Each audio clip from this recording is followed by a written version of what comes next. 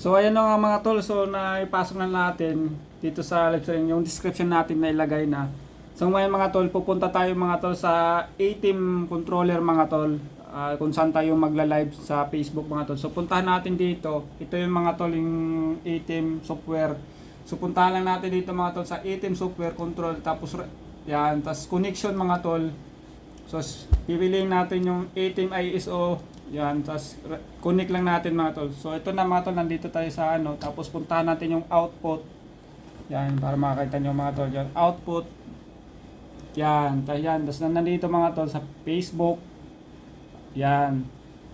So, i-erase lang natin old mga tol na ano, old na stream key. Palitan natin ng bago yan mga tol. So, yan. Delete na natin mga tol. Tapos balik tayo doon mga tol sa Facebook.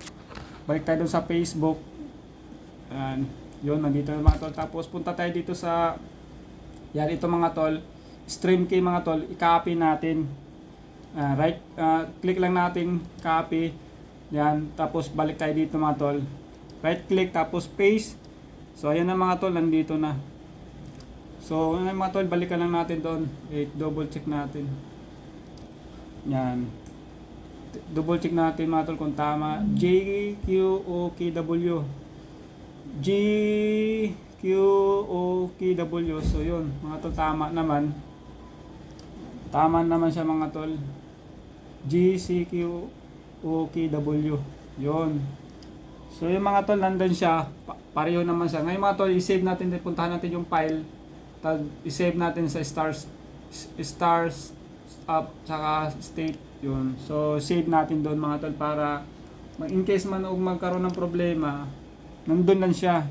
Kung magka-cut man siyang live streaming, nandun lang siya mga tol. So yan mga tol, naka-ready na tayo sa Facebook live natin mga tol.